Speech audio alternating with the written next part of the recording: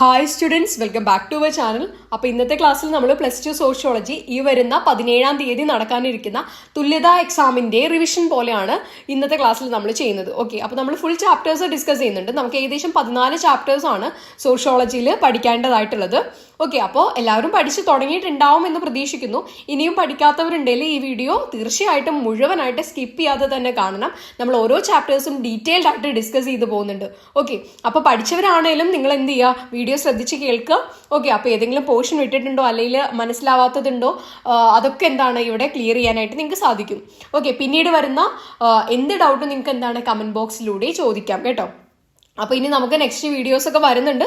എന്തായാലും ചാനൽ ആദ്യമായിട്ടാണ് കാണുന്നതെങ്കിൽ നിങ്ങളൊന്ന് സബ്സ്ക്രൈബ് ചെയ്യുക കേട്ടോ. ക്ലാസ്സിലേക്ക് പോകുന്നതിന് മുന്നേ നമുക്ക് ആദ്യം ഒരു കാര്യം പറയാനുണ്ട്. അതായത് ഈ ഒരു നമ്പറിലേക്ക് മെസ്സേജ് അയച്ചു കഴിഞ്ഞാൽ നിങ്ങൾക്ക് എങ്ങനെയാണോ എക്സാമിന് എഴുതേണ്ടത്, ആ ഒരു പാറ്റേൺ എങ്ങനെയാണ് ക്വസ്റ്റ്യൻ ചോദിക്കുക, അതെങ്ങനെയാണ് ആൻസർ ചെയ്താലാണ് ഫുൾ മാർക്ക് ലഭിക്കുക എന്നുള്ള ആ ഒരു പാറ്റേൺ രൂപേണ ഉള്ള നോട്ട്സിന് ഈ ഒരു നമ്പറിലേക്ക് വാട്സപ്പ് മെസ്സേജ് ചെയ്യുക കേട്ടോ. അപ്പോൾ അതിലെന്താണ് മിസ് ഈ എല്ലാ ചാപ്റ്റേഴ്സിൻ്റെയും എല്ലാ ചാപ്റ്ററിൽ നിന്നും ചോദിക്കാൻ സാധ്യതയുള്ള ക്വസ്റ്റ്യനും ആൻസറും സഹിതം PDF ഉണ്ടാക്കിയിട്ടുണ്ട്. ഓക്കെ, അപ്പോൾ അത് വേണ്ടവരെന്ത് ചെയ്യുക, ആ ഒരു നമ്പറിലേക്ക് വാട്സപ്പ് മെസ്സേജ് ചെയ്യുക. ഓക്കെ, അപ്പോൾ ആവശ്യക്കാർ മെസ്സേജ് ചെയ്യുക. ചെറിയ ഫീസ് വരുന്നുണ്ട്, വളരെ ചെറുതാണ്. കാരണം എല്ലാവർക്കും വാങ്ങി പഠിക്കാൻ പറ്റണം എന്നുള്ള ആ ഒരു ആഗ്രഹം കൊണ്ടാണ്. വളരെ ചെറിയ ഫീസാണ്. ആ ഒരു ഫീസ് എന്ന് പറയുന്നത് എടുക്കുന്ന ഒരു എഫേർട്ടിന് ഉള്ള ഒരു ബെനിഫിറ്റ് ആയിട്ടാണ് വാങ്ങുന്നത് കേട്ടോ. അപ്പോൾ ഒന്ന് വിചാരിക്കരുത് നിങ്ങൾ, അത്രയും എല്ലാവർക്കും പറ്റുന്ന ഒരു എമൗണ്ട് ആണ്. ഓക്കെ, അപ്പോൾ അതിൽ നിങ്ങൾക്ക് എന്താണ് 14 PDF അവൈലബിൾ ആണ്. കൂടെ എന്താണ് ഒരു ഓഡിയോയും കൂടെ അവൈലബിൾ ആണ്, എന്താണ് ആ ഒരു ചാപ്റ്ററിൽ പഠിക്കേണ്ടത് എന്നുള്ളത്. ഓക്കെ, അപ്പോൾ പിന്നെ വരുന്ന സംശയങ്ങളൊക്കെ ക്ലിയർ ചെയ്യാം. നമുക്ക് ഈ ഒരു എക്സാമിന് എന്തായാലും നല്ല രീതിക്കുള്ള മാർക്കും സ്കോർ ചെയ്യാനായിട്ട് സാധിക്കും. അപ്പോൾ എന്ത് ഡൗട്ട് ഉണ്ടെങ്കിലും മിസ്സിനോട് ചോദിക്കാം കേട്ടോ. അപ്പോൾ താല്പര്യമുള്ളവർ ആ ഒരു നമ്പറിലേക്ക് മെസ്സേജ് ചെയ്യാം. ഓക്കെ, അപ്പോൾ എന്തായാലും നമുക്ക് ചാപ്റ്റർ ഡിസ്കസ് ചെയ്യാം അല്ലേ. അപ്പോൾ നമുക്ക് ആദ്യത്തെ ചാപ്റ്ററാണ് ഇൻട്രൊഡ്യൂസിങ് ഇന്ത്യൻ സൊസൈറ്റി, ഇന്ത്യൻ സമൂഹത്തെ പരിചയപ്പെടുത്തൽ. അപ്പം നമുക്കറിയാം സോഷ്യോളജി എന്ന് പറയുന്നത് എന്താണ്, നമ്മളെ സമൂഹത്തെക്കുറിച്ചുള്ള പഠനമാണ് അല്ലെ. സമൂഹത്തിൽ എന്തൊക്കെ നടക്കുന്നു അതിനൊക്കെ എന്താണ് ഒരു ടേം ഉണ്ട് എന്നുള്ളൂ. അതിനെ പറയുന്ന ഓരോ വാക്യങ്ങളുണ്ട്. അതാണ് മെയിനായിട്ട് ഈ ഒരു സബ്ജക്റ്റിലൂടെ നമ്മൾ പഠിച്ചിരിക്കേണ്ടത്. അപ്പോൾ ആദ്യത്തെ ചാപ്റ്റർ തന്നെ എന്താണ്, ഇന്ത്യൻ സമൂഹത്തെ പരിചയപ്പെടുകയാണ് നമ്മൾ അല്ലേ. അപ്പോൾ അതിൽ പറയുന്നത് മെയിനായിട്ട് നിങ്ങൾ ഈ ഒരു കാര്യങ്ങളൊക്കെ പഠിച്ചു വെക്കണം കേട്ടോ. അതായത് സാമൂഹ്യ ശാസ്ത്രത്തിന്റെ പിതാവ് ആരാണ്, നമുക്കറിയാം അഗസ്റ്റ്യൻ കോംറ്റിയാണ്. +1 നമ്മൾ പഠിച്ചിട്ടുള്ള കാര്യങ്ങളാണ് അല്ലേ. അപ്പോൾ അഗസ്റ്റ്യൻ കോംറ്റിയാണ്. അതുപോലെ അടുത്തൊരു ക്വസ്റ്റ്യൻ ആണ് ഇവിടെ തന്നിട്ടുള്ളത്, ടെക്സ്റ്റിലുള്ളതാണ്, മുന്നറിവിന്റെ ഗുണങ്ങളും ദോഷവും. അപ്പോൾ മുന്നറിവ് എന്നുള്ളത് എന്താണ് പക്ഷേ സിമ്പിളാക്കി പറയാം, അല്ലെങ്കിൽ എന്ത് ചെയ്യും ഈ ഒരു വീഡിയോയുടെ ലെങ്ത് വളരെ കൂടുതലായിരിക്കും, നിങ്ങൾക്ക് ബുദ്ധിമുട്ടാവും. അപ്പോൾ മുന്നറിവ് എന്നുള്ളത് നമുക്ക് എന്താണ്, നമ്മൾ ജനിച്ച അന്ന് മുതൽ തന്നെ എന്താണ് നമുക്ക് അറിവ് സമൂഹത്തെ കുറിച്ചിട്ടുണ്ട് അല്ലെ. നമ്മൾ കുട്ടിയായിരിക്കുമ്പോൾ ഒരു കാഴ്ചപ്പാടിന്റെ ആ ഒരു അറിവുണ്ടായിരിക്കും. പിന്നെ നമ്മൾ എന്താണ് സ്കൂളിൽ പോകാൻ തുടങ്ങും അല്ലെ. അപ്പം നമ്മൾ സമൂഹത്തെ കുറിച്ച് എന്താണ് നമ്മൾ ആ ഒരു ഏജിനുള്ള അറിവ് നമുക്ക് ഓൾറെഡി ഉണ്ടായിരിക്കും സോഷ്യോളജി പഠിക്കുന്നതിന് മുന്നേയും അല്ലേ. അപ്പോൾ +1 നമ്മൾ സോഷ്യോളജി എന്നുള്ള സബ്ജക്റ്റ് ആദ്യമായിട്ട് പഠിക്കുന്നത്. പക്ഷെ നമുക്ക് എന്താണ് അതിനെ പറ്റിയൊക്കെ എന്താണ് ഒരു ഐഡിയ ഉണ്ട്. അപ്പോൾ ഈ മുന്നറിവിന് എന്താണ് ഗുണമുണ്ട് ദോഷമുണ്ട്. ഗുണങ്ങളായിട്ട് നമുക്ക് എന്ത് പറയാം, നമുക്ക് സോഷ്യോളജി പഠിക്കുമ്പോൾ വളരെ എളുപ്പത്തിൽ പഠിക്കാനായിട്ട് സാധിക്കും. അതുപോലെ തന്നെ നമ്മളെ നിത്യജീവിതവുമായി നമുക്ക് ബന്ധപ്പെടുത്തി പഠിക്കാനായിട്ട് സാധിക്കും. അപ്പോൾ ബാക്കിയുള്ള ഒരു സബ്ജക്റ്റ് പോലെയല്ല, നമുക്ക് എന്താണ് കുറച്ചും കൂടെ കണക്ട് ചെയ്യാൻ പറ്റുന്ന ഒരു സബ്ജക്റ്റാണ് സോഷ്യോളജി എന്ന് പറയുന്നത്. ദോഷത്തിൽ നമുക്ക് എന്ത് പറയാം, നമുക്ക് ചിലപ്പോൾ എന്താണ് ചില കാര്യങ്ങൾ നമ്മൾ മനസ്സിലാക്കിയത് ആയിരിക്കില്ല എന്ത് സത്യം എന്നുള്ളത്. ഇപ്പോൾ ഫോർ എക്സാമ്പിൾ പറയുകയാണെങ്കിൽ ജനസംഖ്യ, ഇപ്പൊ ഇന്ത്യയിൽ ഇത്ര ജനസംഖ്യയുണ്ട്, 148 കോടി ജനങ്ങളുണ്ട്. അപ്പൊ നമ്മൾ എന്താണ് ഒരു ധാരണ നമുക്ക് ചിലപ്പോൾ എന്താണ് ഈ കറക്റ്റ് ധാരണ തന്നെ ആയിരിക്കണം എന്നില്ല. അപ്പൊ നമ്മൾ പഠിച്ച കാര്യങ്ങൾ എന്താണ് ചിലപ്പോൾ തെറ്റുള്ളതും ആവും, നമ്മൾ മനസ്സിലാക്കിയത് ചിലപ്പോൾ തെറ്റുള്ളതാവും, അത് ദോഷമാണ്. അതുപോലെ തന്നെ എന്താണ് അതിൽ ഭാഗികമായിട്ടുള്ള സത്യം മാത്രമേ ഉണ്ടാവുള്ളൂ. അതുപോലെ തന്നെ എന്താണ് നമ്മൾ ഈ മനസ്സിലാക്കുന്നത് എങ്ങനെയാണ്, നമ്മളെ ചുറ്റുപാടിൽ നിന്നാണ് അല്ലെ. അപ്പൊ ഈ ചുറ്റുപാടിൽ നിന്ന് മനസ്സിലാക്കിയ കാര്യങ്ങൾക്ക് എന്താണ് ശാസ്ത്രീയമായ അടിത്തറയുണ്ടോ, ഇല്ല, നമ്മൾ അനുഭവത്തിൽ നിന്ന് പഠിക്കുന്ന. അപ്പൊ ഇതൊക്കെ ദോഷത്തിൽ എഴുതാം. ഓക്കെ, ഇനി സ്വയം പ്രതിഫലനം, അതായത് സെൽഫ് റിഫ്ലെക്സിവിറ്റി എന്ന് പറയുന്ന ഒരു ടേം അവിടെ പറയുന്നുണ്ട്. അതായത് ആത്മപരിശോധനയുള്ള നടത്താനുള്ള കഴിവിനെയാണ് നമ്മൾ എന്തെന്ന് പറയാം സെൽഫ് റിഫ്ലെക്സിവിറ്റി അല്ലെങ്കിൽ സ്വയം പ്രതിഫലനം. അതായത് നമ്മൾ ചെയ്യുന്ന കാര്യങ്ങൾ എന്താണ്, നമ്മൾ മറ്റുള്ളവർ എങ്ങനെയാണ് വീക്ഷിക്കുന്നത് എന്ന് നമ്മളെ തന്നെ നമ്മൾ വീക്ഷിക്കുന്നതാണ് എന്ത് ഈ സ്വയം പ്രതിഫലനം എന്ന് പറയുന്നത്. പുറമേ നിന്നുകൊണ്ട് സ്വയം വീക്ഷിക്കാനുള്ള കഴിവിനെയാണ് എന്തെന്ന് പറയാം ഈ ഒരു സെൽഫ് റിഫ്ലെക്സിവിറ്റി എന്ന് പറയാം. ഓക്കെ, 1 വേർഡൊക്കെ ആയിട്ട് ചോദിക്കാറുണ്ട്. മാക്സിമം 2 മാർക്സിനാണ് ചോദിക്കാറുള്ളത്. ഓക്കെ, അടുത്തത് സാമൂഹിക ഭൂപടവും ഭൂമിശാസ്ത്രപരമായ ഭൂപടവും. ഭൂമിശാസ്ത്രപരമായ ഭൂപടം നമ്മൾ എന്തിനാ, ജോഗ്രഫിക്കൽ മാപ്പ് നമ്മൾ എന്തിനാ യൂസ് ചെയ്യുന്നത്, അതായത് സ്ഥലങ്ങൾ എവിടെയാണ് എന്ന് കണ്ടെത്താനായിട്ട് അല്ലെ. അപ്പൊ സാമൂഹിക ഭൂപടം എന്താ, അതായത് ഒരു വ്യക്തി സമൂഹത്തിൽ എവിടെയാണ് നിൽക്കുന്നത്, അതെങ്ങനെയാണ് നമ്മൾ മനസ്സിലാക്കാം. ഇപ്പോൾ ഫോർ എക്സാമ്പിൾ പറയുകയാണെങ്കിൽ നമ്മുടെ സാമൂഹിക ഭൂപടം എക്സാമ്പിളാണ് നമ്മളെ language, social group, caste, class. ഇതൊക്കെ എന്താണ്, നമ്മുടെ ഒരു സമൂഹത്തിൽ ഒരു വ്യക്തിയുടെ സ്ഥാനം നിർണ്ണയിക്കുന്നതാണ് എന്ത്, ഈ ഒരു കാര്യങ്ങൾ അല്ലേ. അപ്പോൾ ഭൂമിശാസ്ത്രപരമായ ഭൂപടം നമ്മുടെ പ്രദേശത്തിന്റെ സ്ഥാനവും സ്വഭാവവുമാണ് നിർണ്ണയിക്കുന്നത്. എന്നാൽ സാമൂഹ്യ ഭൂപടം എന്താണ്, സമൂഹത്തിലുള്ള നമ്മളെ സ്ഥാനത്തെയാണ് അടയാളപ്പെടുത്തുന്നത്. ഇത്രയേ ഉള്ളൂ ഈ ഒരു ഫസ്റ്റ് ചാപ്റ്ററിൽ നമുക്ക് പഠിക്കേണ്ടതായിട്ടുള്ളത്. ഓക്കെ, അപ്പൊ നമുക്ക് അടുത്ത ചാപ്റ്റർ നോക്കാം. ചാപ്റ്റർ 2 ആണ്. ലെങ്ത് കൂടുകയാണെങ്കിലും മിസ് സെക്കൻഡ് പാർട്ടായിട്ട് ചെയ്യാം എന്നൊക്കെ വിചാരിച്ചതാണ്. പക്ഷെ ഒരു വീഡിയോയിൽ തന്നെ ഇൻക്ലൂഡ് ചെയ്ത് നിങ്ങൾക്ക് എന്താണ് അത് വേറൊരു വീഡിയോ എടുത്ത് കാണേണ്ട കാര്യമില്ല. ഓക്കെ, അപ്പോൾ ഇതൊക്കെ അറിയുന്നവരാണെങ്കിൽ ജസ്റ്റ് സ്കിപ്പ് ചെയ്തൊന്ന് കാണുക കേട്ടോ. ഓക്കെ, അപ്പോൾ ചാപ്റ്റർ 2 ആണ് the demographic structure of the Indian society, Indian സമൂഹത്തിന്റെ ജനസംഖ്യ ശാസ്ത്രഘടന. അപ്പൊ നമ്മൾ ഇനി എന്താണ് പഠിക്കാൻ പോകുന്നത്, സമൂഹത്തെ കുറിച്ച് പഠിച്ചു അല്ലെ. സമൂഹത്തിൽ ആരാണുള്ളത്, ജനങ്ങളാണുള്ളത് അല്ലെ. അപ്പൊ ഈ ജനങ്ങളുടെ ജനസംഖ്യയെ കുറിച്ച് പഠിക്കുന്ന ഒരു ചാപ്റ്ററാണ് ഏത്, 2ാമത്തെ ചാപ്റ്റർ എന്ന് പറയുന്നത്. അപ്പോൾ ജനസംഖ്യാശാസ്ത്രം, ജനസംഖ്യയെക്കുറിച്ചുള്ള ശാസ്ത്രീയമായ പഠനമാണ് എന്ത്, ജനസംഖ്യാശാസ്ത്രം എന്ന് പറയുന്നത്. 2 തരത്തിൽ വരുന്നുണ്ട്, അതായത് ഔപചാരിക ജനസംഖ്യാശാസ്ത്രവും സാമൂഹിക ജനസംഖ്യാശാസ്ത്രവും, ഫോർമൽ ഡെമോഗ്രഫിയും സോഷ്യൽ ഡെമോഗ്രഫിയും. ഈ ഫോർമൽ ഡെമോഗ്രഫിയിൽ നമുക്ക് എന്താണ്, അളവുമായി ബന്ധപ്പെട്ടതിനെയാണ് നമുക്ക് പഠിക്കാൻ പറ്റുന്നത്, എണ്ണിത്തിട്ടപ്പെടുത്താൻ കഴിയുന്നത്. ഓക്കെ, അതാണ് ഇപ്പോൾ എക്സാമ്പിൾ പറയുകയാണെങ്കിൽ ജനനം, മരണം, കുടിയേറ്റം, ഇതൊക്കെ എത്രയാണെന്ന് നമുക്ക് കണക്ക് പറയാനായിട്ട് സാധിക്കും. സോഷ്യൽ ഡെമോഗ്രഫി എന്താണ്, നമ്മൾ സാമൂഹിക, സാമ്പത്തിക, രാഷ്ട്രീയ തലങ്ങൾ ഊന്നൽ നൽകുന്നതാണ് ഏത്, സോഷ്യൽ ഡെമോഗ്രഫി അല്ലെങ്കിൽ സാമൂഹിക ജനസംഖ്യാശാസ്ത്രം. ഓക്കെ, അപ്പൊ അടുത്തത് നമ്മൾ എന്താണ്, ജനസംഖ്യാ വളർച്ചയുടെ മാൽത്തൂസിയൻ സിദ്ധാന്തം, തിയറീസ് ആണ്, സിദ്ധാന്തങ്ങളാണ് പഠിക്കുന്നത്. 2 സിദ്ധാന്തമാണ് മെയിനായിട്ട് പഠിക്കാനുള്ളത്, മാൽത്തൂസിയൻ സിദ്ധാന്തവും അതുപോലെ തന്നെ കിങ്സ്ലി ഡേവിസിന്റെ പരിവർത്തന സിദ്ധാന്തവും. ഏറ്റവും ഇമ്പോർട്ടൻ്റ് ആയിട്ടുള്ളത് മാൽത്തൂസിയൻ സിദ്ധാന്തം ആണ് കേട്ടോ. അപ്പോൾ എസ്സേ ഓൺ പോപ്പുലേഷൻ എന്ന പുസ്തകത്തിലാണ് അദ്ദേഹം അത് പറയുന്നത്. ആളെന്താണ്, സിമ്പിളായിട്ട് പറയുകയാണെങ്കിൽ നമ്മുടെ ഈ ഭക്ഷ്യോൽപാദനം എന്താണ്, ജനസംഖ്യയേക്കാൾ കുറവാണ്.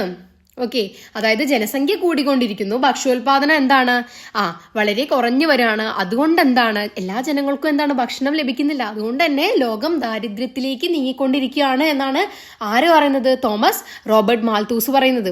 അതിന്റെ ജനസംഖ്യ വർദ്ധിക്കുന്നത് ജോമെട്രിക് പ്രോഗ്രഷനിലാണ്, അതായത് 2, 4, 8 എന്നുള്ള കണക്കിലാണ്.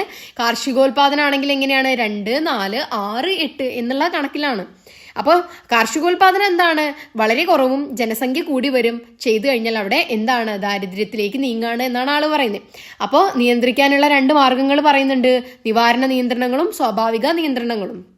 അപ്പോൾ നിവാരണ നിയന്ത്രണം എന്താണ്, നമ്മൾ ഒരു വ്യക്തി എന്താണ് തീരുമാനിച്ചെടുക്കേണ്ട കാര്യങ്ങളാണ്, ബ്രഹ്മചര്യം, വിവാഹം വൈകിപ്പിക്കൽ പോലുള്ള കാര്യങ്ങൾ. സ്വാഭാവിക നിയന്ത്രണത്തിൽ എന്താണ് വരുന്നത്, യുദ്ധം, ക്ഷാമം, രോഗങ്ങളൊക്കെ വന്ന് ആളുകൾ മരിച്ചു പോകുന്നത്. ഓക്കെ, അപ്പൊ അതിനെ കുറെ എന്താണ് വിമർശനങ്ങൾ നേരിട്ടിരുന്നു. അതായത് ആളുകൾ എന്താ പറഞ്ഞിരുന്നത്, ഈ പട്ടിണി ഉണ്ടാവാനുള്ള കാരണം എന്താണ്, ജനസംഖ്യ വളർച്ചയല്ല, പക്ഷേ സാമ്പത്തിക വിഭവങ്ങളുടെ വിതരണത്തിലുള്ള അസമത്വമാണ് എന്ത്, ദാരിദ്ര്യം ഉണ്ടാവുന്നത്. ഓക്കെ, അപ്പോൾ വലിയ കാസ്റ്റിലോ അല്ലെങ്കിൽ അപ്പർ ആയിട്ട് നിൽക്കുന്ന ആളുകൾക്ക് എന്താണ്, ഒരു ബുദ്ധിമുട്ടും ഉണ്ടാവുന്നില്ല, പട്ടിണി ഉണ്ടാവുന്നില്ല. അപ്പോൾ സാമ്പത്തിക വിഭവങ്ങളുടെ വിതരണത്തിലുള്ള അസമത്വമാണ് എന്തിലേക്ക് നയിക്കുന്നത്, ദാരിദ്ര്യത്തിലേക്ക് നയിക്കുന്നത് എന്നാണ് ആളുകൾ പറഞ്ഞത്. അതിനെ വിമർശിച്ചത് കേട്ടോ, ആ തിയറീനെ. അടുത്തത് നമുക്ക് ഏത് പഠിക്കാം, പരിവർത്തന സിദ്ധാന്തം, കിങ്സ്ലി ഡേവിസിന്റെ ആണ് ആ ഒരു തിയറി. അപ്പൊ ആളവിടെ എന്താണ് പറയുന്നത്, ഓരോ സമൂഹവും ജനസംഖ്യാ വർധനവുമായി ബന്ധപ്പെട്ട ഒരു പ്രത്യേക വികസന മാതൃക പിന്തുടരുന്നുണ്ട്. ആളെന്താണ്, ജനസംഖ്യയെ സാമ്പത്തിക വികസനവുമായി ബന്ധപ്പെടുത്തിയിട്ടാണ് പറഞ്ഞിട്ടുള്ളത്. അപ്പൊ ജനസംഖ്യ 3 അടിസ്ഥാന ഘട്ടങ്ങളിലാണ് വളർന്നിട്ടുള്ളത്. അങ്ങനെ 3 ഘട്ടം പറയുന്നുണ്ട് കേട്ടോ. ആ ഒരു ഘട്ടങ്ങൾ നിങ്ങൾക്ക് എന്താണ് എക്സാമിന് എഴുതേണ്ടതാണ്. അപ്പൊ നമ്മളെ നോട്ട്സിൽ ഇതെല്ലാം ക്ലിയർ ആയിട്ട് പറയുന്നുണ്ട് കേട്ടോ. അപ്പൊ ആളുടെ എന്താണ് മെയിനായിട്ട് പറയുന്നത് ഇതാണ്, ജനസംഖ്യ എന്താണ് സാമ്പത്തിക വളർച്ചയുമായി ബന്ധപ്പെടുത്തിയാണ് പറയുന്നത്. ഇതിന്റെ 3 തലങ്ങളുണ്ട് എന്നുള്ളതാണ്. അടുത്തത് എന്താണ്, പ്രായഘടനയാണ്. പ്രായഘടന എന്ന് പറയുന്നത് എന്താണ്, നമ്മുടെ എല്ലാ സമൂഹത്തിലുള്ള ആളുകളെ എന്താണ് 3 തരത്തിലാണ് വിഭജിച്ചിട്ടുള്ളത്. എന്തിനെ അടിസ്ഥാനമാക്കിയിട്ട്, പ്രായത്തെ അടിസ്ഥാനമാക്കിയിട്ട്. അതായത് 15 വയസ്സ് വരെ, 0 മുതൽ 15 വയസ്സ് വരെ ഉള്ളവരും, പിന്നെ 0 മുതൽ 14 വയസ്സ് വരെ ഉള്ളവരും, 15 വയസ്സ് മുതൽ 65 വയസ്സ് വരെ ഉള്ളവരും, 65 വയസ്സിന് മുകളിലുള്ളവരും, ഇങ്ങനെ 3ആയിട്ടാണ് തരംതിരിച്ചിട്ടുള്ളത്. അപ്പൊ ഈ 0 മുതൽ 14 വയസ്സ് വരെയുള്ളവർക്കും അതുപോലെ 65 വയസ്സിന് മുകളിലുള്ളവർക്കും എന്താണ് പണിയെടുക്കാനായിട്ട് സാധിക്കില്ല അല്ലേ. അപ്പൊ ഈ ഒരു 15 to 65 വയസ്സിനുള്ളിലുള്ളവർക്കാണ് പണിയെടുക്കാനായിട്ട് സാധിക്കുള്ളൂ. അപ്പൊ ഈ ബാക്കി രണ്ട്, അതായത് 0 മുതൽ 14 വയസ്സ് വരെയുള്ളവരും പ്രായമായവരും ആരെ ആശ്രയിക്കുക, ഈ ഒരു വയസ്സിന് അകത്ത് വരുന്നവരെ അല്ലെ, അതായത് 15 to 65 വയസ്സിന് അകത്ത് വരുന്നവരെ, അവരെയാണ് ആശ്രയിക്കുക അല്ലേ. അപ്പോൾ അവരെ പറയുന്ന പേരാണ് എന്ത്, ആശ്രിതർ എന്ന് പറയുന്നത്. ആശ്രിത നിരക്ക് എന്നാണ് അവിടെ വരുന്നത്. അതായത് അവരുടെ ആ ഒരു ജനസംഖ്യയുടെ അനുപാതത്തെ നമ്മൾ പറയുന്ന പേരാണ് ആശ്രിത നിരക്ക് എന്നുള്ളത്. ഓക്കെ, അപ്പോൾ അവിടെ നമുക്ക് പ്രായഘടന എന്താന്ന് മനസ്സിലായല്ലോ, 3ആയിട്ട് ഡിവൈഡ് ചെയ്തിട്ടുണ്ട്, തരംതിരിച്ചിട്ടുണ്ട് എന്നുള്ളതാണ്. ഓക്കെ, 0 to 14, 15 to 65, 65 വയസ്സിന് മുകളിൽ. ഓക്കെ, അടുത്തത് ജനസംഖ്യയുടെ ലാഭവിഹിതം. ഇപ്പൊ നമ്മൾ പറഞ്ഞതുപോലെ തന്നെ, അതായത് ഈ വയസ്സായവർക്കും കുട്ടികൾക്കും എന്താണ് പണിയെടുക്കാനായിട്ട് സാധിക്കില്ല. അപ്പൊ ആർക്കാണ് പണിയെടുക്കാൻ പറ്റുന്ന, രണ്ടാമത്തെ കാറ്റഗറിക്ക് അല്ലെ. അപ്പൊ അവരുടെ അളവ് കൂടിക്കഴിഞ്ഞാൽ, അതായത് യുവതി യുവാക്കളുടെ അളവ് കൂടിക്കഴിഞ്ഞാൽ ഒരു രാജ്യത്തിന് എന്താണ് പുരോഗതി ഉണ്ടാവും അല്ലെ. അതാണ് ഈ ജനസംഖ്യയുടെ ലാഭവിഹിതം എന്ന് പറയുന്നത്. ഓക്കെ, അപ്പോൾ അങ്ങനെയാണെങ്കിൽ എന്താണ്, ഓരോ രാജ്യത്തിനും നേട്ടം ഉണ്ടാക്കാൻ പറ്റുന്നതാണ്. പണിയെടുക്കുന്നവർ കൂടിക്കഴിഞ്ഞാൽ അല്ലേ, കുട്ടികളും വയസ്സായവരും കൂടിക്കഴിഞ്ഞാൽ ആ രാജ്യത്തിന്റെ പുരോഗതിയിലേക്ക് എത്തില്ല. അപ്പോൾ ഇതാണ് നമുക്കിവിടെ പറയാനുള്ളത്. അതിന് നമ്മളെ നോട്ടിൽ വരുന്നുണ്ട്, അതെല്ലാം മെയിൻ ആയിട്ടുള്ളതല്ല, അതുകൊണ്ടാണ് മിസ് പറയാത്തത്. ജനനനിരക്ക്, മരണനിരക്ക് എന്താണ്, അതൊക്കെ നമുക്ക് അറിയുന്ന കാര്യങ്ങളാണ് അല്ലേ. ഓക്കെ, 1000-ൽ എത്ര പേര്, എത്ര കുഞ്ഞുങ്ങൾ ജീവനോടെ ജനിച്ചു എന്നുള്ളതാണ് ജനനനിരക്ക്. അതുപോലെ എത്ര പേര് മരിച്ചു എന്നുള്ളത് മരണനിരക്ക്, അങ്ങനെയുള്ള കാര്യങ്ങൾ. ഓക്കെ, അപ്പൊ അടുത്തത് നമുക്ക് എന്താണ്, ഇന്ത്യയുടെ ജനസംഖ്യാ നയം എന്താണ് എന്ന് നോക്കാം. ഓക്കെ, 1952 വന്നിട്ടുള്ളത്. അപ്പൊ ലക്ഷ്യങ്ങൾ മെയിൻ ആയിട്ട് എന്താ പറയുന്നത്, സമൂഹത്തിന് അനുയോജ്യമായ രീതിയിൽ ജനസംഖ്യ വളർച്ചയെ നിയന്ത്രിക്കുക, അതുപോലെ പലതരത്തിലുള്ള ജനന നിയന്ത്രണ മാർഗങ്ങൾ പ്രോത്സാഹിപ്പിക്കുക, പിന്നെ പൊതുജനാരോഗ്യം മെച്ചപ്പെടുത്തുക, പിന്നെ ജനസംഖ്യാ പ്രശ്നത്തെക്കുറിച്ചും ആരോഗ്യ പ്രശ്നത്തെക്കുറിച്ചും ജനങ്ങളിൽ അവബോധം വളർത്തിയെടുക്കുക തുടങ്ങിയതാണ് എന്ത്, നമ്മുടെ ജനസംഖ്യാ നയത്തിൽ പറയുന്നത്. ഓക്കെ, അപ്പൊ ഇത്തരം കാര്യങ്ങളാണ് രണ്ടാമത്തെ ചാപ്റ്ററിൽ പറയുന്നത്. ഓക്കെ, മൂന്നാമത്തെ ചാപ്റ്റർ നോക്കാം, സാമൂഹ്യ സ്ഥാപനങ്ങൾ തുടർച്ചയും മാറ്റവും. അപ്പോൾ ഈ ഒരു ചാപ്റ്ററിൽ നമ്മൾ എന്താണ് സാമൂഹ്യ സ്ഥാപനങ്ങൾ എന്ന് പറയുന്നത്, സോഷ്യോളജിയിൽ എന്തിനൊക്കെ പറയുന്നത്, നമ്മുടെ കാസ്റ്റ്, അതുപോലെ തന്നെ സ്കൂളുകൾ, ഫാമിലി, ഇതൊക്കെ എന്താണ് സാമൂഹ്യ സ്ഥാപനങ്ങൾ എന്നാണ് പറയാം. അപ്പോൾ ജാതി ആദ്യകാലങ്ങളിൽ എങ്ങനെയാണ്, ഇതൊക്കെ നമുക്ക് അറിയുന്ന കാര്യങ്ങളാണ്, ജന്മം കൊണ്ട് നിർണ്ണയിക്കപ്പെടുന്നതാണ്. സ്വഗണ വിവാഹേ പറ്റുള്ളൂ, അതായത് സ്വന്തം ജാതിയിൽ നിന്നേ പറ്റുള്ളൂ. പണ്ട് അങ്ങനെയായിരുന്നു അല്ലെ, ആദ്യകാലങ്ങളിൽ ഇങ്ങനെയായിരുന്നു, കുലത്തൊഴിൽ ഉണ്ടായിരിക്കും ഓരോ ജാതിക്കും. ഫോർ എക്സാമ്പിൾ പറയുകയാണെങ്കിൽ മുക്കുവൻ ഒരു കാസ്റ്റാണ് അല്ലെ, അവരെന്താ ചെയ്യുക, മീൻ പിടിക്കുന്നതാണ്. ഓക്കെ, അപ്പോൾ ഇവിടെ പിന്നെ അടുത്തത് പറയുന്നത് എന്താണ്, ഓരോ ജാതിക്കും അതിന്റെ ഉപജാതി ഉണ്ടായിരിക്കും. ഇങ്ങനെയുള്ള കാര്യങ്ങളൊക്കെയാണ് എന്ത് നമുക്ക് ആദ്യകാലങ്ങളിൽ ജാതിയുടെ കാര്യങ്ങളായിട്ട് പറയാൻ പറ്റുന്നത്. അതുപോലെ തന്നെ അധികാര ശ്രേണിയാണ് എന്ത് ഈ ജാതി കൊണ്ട് ഉദ്ദേശിക്കുന്നത്. അപ്പൊ ഇത്തരം കാര്യങ്ങളൊക്കെ എഴുതുക കേട്ടോ. അടുത്തത് സാമൂഹിക പരിഷ്കർത്താക്കൾ, ഇതൊക്കെ വൺ വേർഡ് ആയിട്ട് ചോദിക്കുന്നതാണ്. അയ്യങ്കാളി, അതുപോലെ തന്നെ ജ്യോതിറാവ് ഫുലെ, സാവിത്രിബായി ഫുലെ, പെരിയാർ, അതുപോലെ ശ്രീനാരായണ ഗുരു, ഇതെല്ലാം നിങ്ങൾ പഠിച്ചു വെക്കണം കേട്ടോ. അപ്പൊ നമ്മൾ ആ ഒരു നോട്ടിൽ എല്ലാം ഡീറ്റെയിൽ ആയിട്ട് പറയുന്നുണ്ട്, വളരെ എളുപ്പത്തിൽ, ഇത്രയും കുറഞ്ഞ ദിവസമേ ഉള്ളൂ ഇനി അല്ലേ. അപ്പോൾ അത് നിങ്ങൾക്ക് അത് മാത്രം ഒന്ന് വായിച്ചു നോക്കിയാൽ മതി, എവിടെ ഇരുന്നും എപ്പോൾ വേണേലും വായിച്ചു നോക്കാം. തുല്യതക്കാർക്ക് മെയിനായിട്ട് നേരിടുന്ന ഒരു പ്രശ്നമാണത്. വേറെ ജോബ് കാര്യങ്ങളുണ്ട്, വീട്ടിലെ കാര്യങ്ങളുണ്ട് എന്നുള്ളത് നമ്മളോട് പറയാറുണ്ട്. ഓക്കെ, അപ്പോൾ നമ്മളെ നോട്ട്സ് നിങ്ങൾക്ക് വാങ്ങിക്കഴിഞ്ഞാൽ എപ്പോൾ വേണേലും എവിടെ ഇരുന്നും വായിച്ച് പഠിക്കാവുന്നതാണ് കേട്ടോ. അപ്പോൾ അടുത്ത് നമ്മൾ പറയുന്നത് ജാതി കോളനി വൽക്കരണ കാലഘട്ടത്തിൽ എങ്ങനെയാണ് എന്നുള്ളത്. അപ്പോൾ വലിയ മാറ്റങ്ങൾ ഉണ്ടായി കോളനി വൽക്കരണ കാലഘട്ടത്തിൽ. എന്താണ്, ജാതി സെൻസസ് നടന്നു, അതുപോലെ തന്നെ ഈ സോഷ്യൽ ഹൈറാർക്കി അല്ലെങ്കിൽ സാമൂഹ്യ ശ്രേണിയുടെ അടിസ്ഥാനമാക്കി മുൻഗണനാ ക്രമത്തിൽ പദവികൾ നിർണ്ണയിക്കാൻ തുടങ്ങി. അപ്പോൾ ജാതി കുറച്ചും കൂടെ സ്ട്രോങ് ആവുകയാണ് ചെയ്തത്. അതിന് കുറച്ചും കൂടെ ലോ ഒക്കെ കൊണ്ടുവന്നു ആര്, നിയമത്തിന്റെ വിധേയമാക്കിയ ആര്, ഈ കോളനി വൽക്കരണ കാലഘട്ടത്തിൽ. അത് ആർക്ക് ഗുണം ചെയ്തു, അതായത് വലിയ കാസ്റ്റ്, അപ്പർ കാസ്റ്റിന് എന്താണ് ഗുണം ചെയ്തു എന്നുള്ളതാണ്. ഓക്കെ, നിയമപരമായ അംഗീകാരമാണ് ആര് നൽകുന്നത്, ബ്രിട്ടീഷ് ഗവൺമെന്റ് ഭൂനികുതി പോലുള്ള വ്യവസ്ഥകളിലൂടെ അവർക്ക് അംഗീകാരം ഏകിയത്. ഓക്കെ, അത് അവരെ എന്താണ് ഭൂ ഉടമകളാക്കി എന്നുള്ളതാണ്. അപ്പോൾ അതുപോലെ തന്നെ 1935 ഇന്ത്യ ഗവൺമെന്റ് നിയമം എന്താണ്, പട്ടികജാതി പട്ടികവർഗക്കാർക്ക് എന്താണ് പരിഗണന ലഭിക്കുന്നതിന് കാരണമായിട്ടുണ്ട്. അപ്പൊ ഇതൊക്കെ എന്താണ് ഈ ജാതി കോളനി വൽക്കരണ കാലഘട്ടത്തിൽ പറയേണ്ടതാണ് കേട്ടോ. അപ്പോൾ സ്വാതന്ത്ര്യത്തിന് ശേഷം ജാതിയുടെ അവസ്ഥ എങ്ങനെയാണ്? വ്യവസായവൽക്കരണം, നഗരവൽക്കരണം, ആധുനിക വിദ്യാഭ്യാസം എന്നിവയിലൂടെ എന്താണ് ജാതിക്ക് വളരെ വ്യത്യസ്തമായ മാറ്റങ്ങളാണ് ഉണ്ടായത്. ഫോർ എക്സാമ്പിൾ പറയുകയാണെങ്കിൽ പണ്ട് കാലങ്ങളിൽ എന്താണ് സ്കൂളുകളിൽ അപ്പർ കാസ്റ്റിന് മാത്രമാണ് അല്ലേ പഠിക്കാനുള്ള അവകാശം ഉണ്ടായിരുന്നുള്ളൂ. പക്ഷെ ഇന്നത്തെ കാലഘട്ടത്തിൽ അങ്ങനെ ജാതിക്ക് പ്രസക്തി ഉണ്ടോ? ഇല്ല. അപ്പൊ അതൊക്കെ എങ്ങനെയാണ് മാറിയത്? വ്യവസായവൽക്കരണം, നഗരവൽക്കരണം, അതായത് വ്യവസായശാലകളിലാവട്ടെ വിവിധ ജാതിയിൽപ്പെട്ടവർ ഒന്നിച്ച് ജോലി ചെയ്യുന്നു അല്ലെ, വിദ്യാലയങ്ങളിൽ വിവിധ ജാതിയിൽപ്പെട്ടവർ ഒന്നിച്ചിരുന്ന് പഠിക്കുന്നു. അപ്പൊ അതൊന്നും എന്താണ് ഇന്നത്തെ കാലത്ത് പ്രസക്തി ഇല്ല എന്നുള്ളതാണ്. ഓക്കെ, അപ്പൊ ആ കാര്യങ്ങളൊക്കെ ഇവിടെ എഴുതാട്ടോ. അടുത്തത് സംസ്കൃതവൽക്കരണമാണ്. ഓക്കെ, സംസ്കൃതവൽക്കരണവും പ്രബല ജാതിയും ആരുടെ കോൺസെപ്റ്റാണ് ഇത്? ആര് പറഞ്ഞതാണ് ഇങ്ങനെ ഒരു കോൺസെപ്റ്റ്? MN ശ്രീനിവാസ്. അത് വളരെ ഇമ്പോർട്ടൻ്റ് ആണ് കേട്ടോ. MN ശ്രീനിവാസ്. സംസ്കൃതവൽക്കരണം ഒന്നുമില്ല, കീഴ്ജാതിയിലുള്ള അംഗങ്ങൾ എന്താണ് അവർക്ക് സമൂഹത്തിലൊരു ഉയർച്ച ഉണ്ടാവാൻ വേണ്ടിയിട്ട് മറ്റ് മേൽജാതിക്കാരുടെ അവരെന്താണോ ചെയ്യുന്നത് അത് ഇവർ എന്താണ് കോപ്പി അടിച്ച് ചെയ്യുക, അല്ലെങ്കിൽ അവരെ അനുകരിക്കുന്നതാണ് എന്ത് ഈ ഒരു സംസ്കൃതവൽക്കരണം എന്നതുകൊണ്ട് ആര് അർത്ഥമാക്കുന്നത്? MN ശ്രീനിവാസ് കേട്ടോ. അനുകരണത്തിലൂടെയാണ് ഇത് നേടിയെടുക്കുന്നത്. കീഴ്ജാതിക്കാര് മേൽജാതിക്കാരെ അനുകരിക്കുക. ഓക്കെ, എന്തിനു വേണ്ടിയിട്ട്? അവരെ സാമൂഹ്യ അതായത് അപ്പർ കാസ്റ്റിന്റെ അവരുടെ ഒരു പ്രാക്ടീസ് ആണ് നല്ലത് എന്നുള്ളതാണ് ആര് ചിന്തിക്കുന്നത്? കീഴ്ജാതിക്കാര് ചിന്തിക്കുന്നത്. അപ്പോൾ ആ കാര്യം എഴുതാം. അടുത്തത് പ്രബല ജാതി എന്ന് പറയുന്നത് എന്താണ്? അതായത് സംഖ്യാബലം കൂടുതലുള്ളത്, ഭൂവുടമസ്ഥതയിലുള്ളവര്, രാഷ്ട്രീയ അധികാരമുള്ളവര്, സാമ്പത്തിക ശക്തിയുള്ളവര്, അങ്ങനെയുള്ളവരെയാണ് നമ്മൾ എന്തെന്ന് പറയാ പ്രബല ജാതി എന്ന് പറയുന്നത്. ഓക്കെ, MN ശ്രീനിവാസിന്റെ കോൺസെപ്റ്റ് ആണ്. അതിൽ യാദവര് ഫോർ എക്സാമ്പിൾ പറയുന്നുണ്ട്. യാദവര് ഉത്തർപ്രദേശിലും ബീഹാറിലും കാണപ്പെടുന്നത്, അതുപോലെ കർണാടകയിലെ ഒക്കലിംഗന്മാർ, അതുപോലെ ഗുജറാത്തിലെ പട്ടീദാർമാർ, അങ്ങനെയുള്ള കാര്യങ്ങൾ കേട്ടോ. അടുത്തത് കുടുംബത്തിന്റെ വിവിധ രൂപങ്ങളാണ്. കുടുംബത്തെ എന്താണ് പലതരത്തിൽ നമുക്ക് പറയാൻ കഴിയും. അത് എന്തിനെ അടിസ്ഥാനമാക്കിയിട്ടാണ്? ഒന്ന് ഘടനയെ അടിസ്ഥാനമാക്കിയിട്ട്, അതായത് അണുകുടുംബം, കൂട്ടുകുടുംബം അറിയാലോ.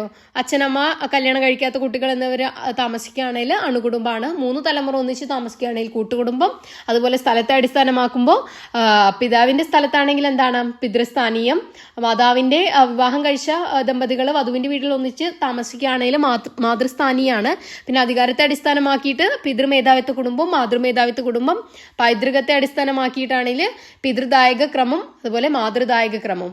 ഓക്കെ, അപ്പോൾ ഇത്രയും കാര്യങ്ങളാണ് ഇവിടെ നമുക്ക് പഠിക്കാനുള്ളത്. ചാപ്റ്റർ 4 ആണ് വിപണി ഒരു സാമൂഹിക സ്ഥാപനം എന്ന നിലയിൽ.